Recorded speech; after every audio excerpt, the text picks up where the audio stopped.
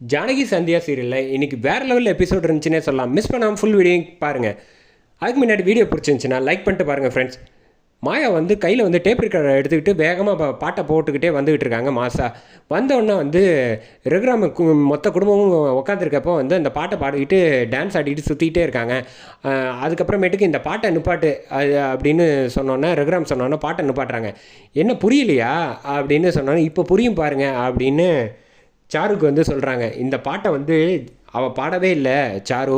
அவள் வந்து இந்த டேப் ரெக்கார்டரை வந்து அங்கே வச்சுட்டு நம்ம முன்னாடி பாடுற மாதிரி வந்து பாவலா பண்ணியிருக்கா அப்படின்னு சொன்னோன்னே இந்த மாதிரி பேசுகிறதெல்லாம் வேலையெல்லாம் வச்சுக்காதுன்னு பார்வதியும் பத்மாவும் சொல்கிறாங்க. உனக்கு வந்து பாடுறது பிடிக்காது, சங்கீதம் பிடிக்கலன்னா நீ பேசாமல் இருக்கணும். அதை விட்டுட்டு வந்து நீ தேவையில்லாத வேலையெல்லாம் அவன் மேலே பழிய போடுற வேலை வச்சுக்காத அப்படின்னு சொன்னோன்னே, யார் நான் பழிய போடுறேன்னா? அதெல்லாம் கிடையாது, நான் சொல்கிறத முதல்ல கேளுங்க அப்படின்னு மாயா வந்து பேச ஆரம்பிக்கிறாங்க. முதல்ல அவளை பேசுகிறத நிப்பாட்ட சொல்லு அப்படின்னு ரகுராம் வந்து ஜானகி மூலமாக சொன்னோன்னே, ஒரு நிமிஷம் நான் சொல்கிறத கேளுங்க அப்படின்னு பொறுமையாக கேளுங்க அப்படின்னு சொன்னோன்னே, சரி என்னதான் சொல்கிறான்னு கேட்போம் அப்படின்னு ரகுராம் வந்து கேட்க ஆரம்பிக்கிறாங்க. இந்த பாட்டு வந்து திடீர்னு எப்படி அந்த இடத்துல டேப் ரெக்கார்டு மூலமாக வந்து ஸ்பீக்கர் பக்கத்தில் இருக்கும்? இந்த ஸ்பீக்கர் வீட்லேயோ நீ தான் எடுத்துகிட்டு வந்து என் மேலே பழி போடுறதுக்காக வச்சுருப்ப அப்படின்னு சாரு சொல்கிறாங்க. எனக்கு அந்த வேலையெல்லாம் கிடையாது அப்படின்னு சொன்னோன்னா, எப்படி நீ சொல்கிற அப்படின்னோன்னா, இந்த வீட்டில் யாருமே டேப் ரெக்கார்ட்லேருந்து எந்த பொருளும் இங்கே வச்சுக்க மாட்டாங்க. அது இந்த குடும்பத்தோட மரியாதைக்கு குறைவாக நான் வந்து எதுவும் நடந்துக்க மாட்டேன். என்ன எதிர்த்து பேசுவேன், நியாயத்தை தான் கேட்பேன் தவிர மற்றபடி வேறு எதுவும் நான் தேவையில்லாதெல்லாம் பேச மாட்டேன் அப்படின்னு சொன்னோன்னே, நீ பேசின வரைக்கும் போகிறோம் அப்படின்னு பேசாமல் இருன்னு சொன்னோன்னே, வேணும்னா அவளை வந்து 2 வரி பாட சொல்லுங்கள், ஃபுல் பாட்டு கூட பாட வேணாம், 2 வரி பாட சொல்லுங்கள். அவள் பாடிட்டான்னா நான் சரின்னு ஒத்துக்கிறேன். அவளால் பாட முடியாதுல்ல அப்படின்னு சொன்னோன்னே, எங்கே பாட சொல்கிறீங்களா அப்படின்னோன்னே, அவன் சாரு வந்து டக்குன்னு திருன்னு பேச முடியாமல் பாட முடியாமல் முழிக்கிற மாதிரியே காட்டுறாங்க. அடுத்தது வந்து டக்குன்னு வந்து உட்காந்து பாட சொல்லுன்னொன்னே அழைச்சிட்டு வந்து உட்கார வச்சிடுறாங்க. உட்காந்து பாடு அப்படின்னு சொன்னோன்னே அந்த பாட்டை பாட ஆரம்பிச்சிடுறாங்க. மொத்த பேரும் அதிர்ச்சி ஆகிடுறாங்க. ரகுராம் வந்து பாடி முடிச்சதுக்கப்புறமேட்டுக்கு கோவப்படுறாங்க. இங்கே பாரு ஜானகி, அவளை வந்து இதுக்கு மேலே வந்து பேச வேணான்னு சொல்லு, தேவையில்லாமல் அவளை ஏன் இந்த மாதிரிலாம் பண்ண போகிறா அப்படின்னு இப்போ புரிஞ்சுக்கிட்டியா அப்படின்னு பத்மாவும் பேச ஆரம்பிச்சிடுறாங்க. சீனு வந்து நீ பேசாதவா அப்படின்னு சொன்னோன்னே, இப்படிலாம் பண்ணுவான்னு நான் எதிர்பார்க்கவே இல்லை. அவள் இதுக்கும் மேலே வந்து ஏதோ ஒரு காரணம் வச்சுருக்கா, அதனால் அவள் வந்து ஃப்ராடுத்தனம் பண்ணிக்கிட்டு இருக்கா அப்படின்னோடனே, நிறுத்து நீ பேசாதன்னு ரகுராம் அங்கேருந்து கோச்சிட்டு போயிடுறாங்க. மேலே போயிட்டு ரூமுக்கு போயிடுறாங்க. நம்ம மாயா போனதுக்கப்புறமேட்டுக்கு சோகமாக இருக்காங்க. என்ன இப்படி பண்ணிட்டா, நம்ம நினச்சதோட இவ பெரிய ஃப்ராடாக இருக்காளே அப்படின்னு யோசிச்சுக்கிட்டு இருக்காங்க. அப்போன்னு பார்த்து சீனுவும் தனாவும் வந்துடுறாங்க. வந்துட்டு பேச ஆரம்பிக்கிறாங்க.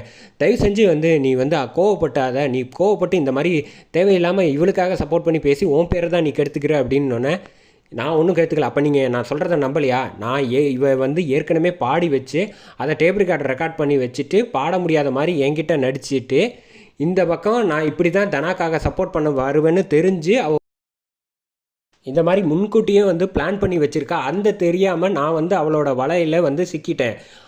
இதை எனக்கு எப்படி டீல் பண்ணணும் தெரியும், இன்னமும் நீங்கள் நம்ப மாட்டேறீங்களே அப்படின்னோடனே கோச்சிட்டு அங்கேருந்து வெளியில் வந்துடுறோன்னா, இவ என்ன நம்ம சொன்னால் கேட்கவே மாட்டேங்கிறா தனத்துக்கிட்ட வந்து சீனு வந்து சொல்லிகிட்டு இருக்காங்க. அந்த சமயம் கரெக்டாக சாரு வந்துடுறாங்க.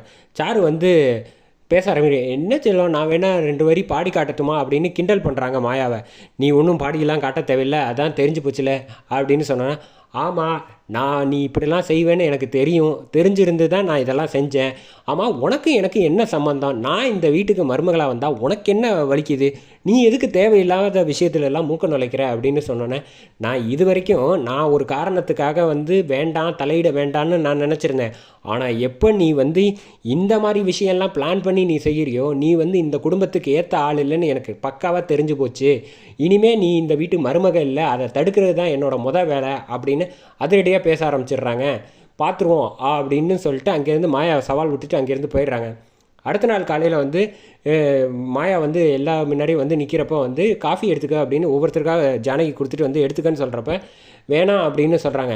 பரவாயில்ல, நீ எடுத்துக்க வேண்டியது தானே, இதுக்கெல்லாம் நான் ஒன்றும் சொல்ல மாட்டேன் அப்படின்னு சாரு வந்து இந்த குடும்பத்து மருமகளாக நான் சொல்கிறேன், நீ எடுத்துக்க, உன் மேலே யாரும் கோவப்பட மாட்டாங்க அப்படின்னு சொன்னோன்னே, நீ ஒன்றும் சொல்லி இல்லை நான் காஃபி கொடுக்கணும்னு அவசியம் இல்லை, எனக்கு எங்கள் பெரியம்மா சொன்னாலே நான் கொடுத்துப்பேன் அப்படின்னு சொல்லிட்டு காஃபி குடிச்சிக்கிட்டு இருக்காங்க.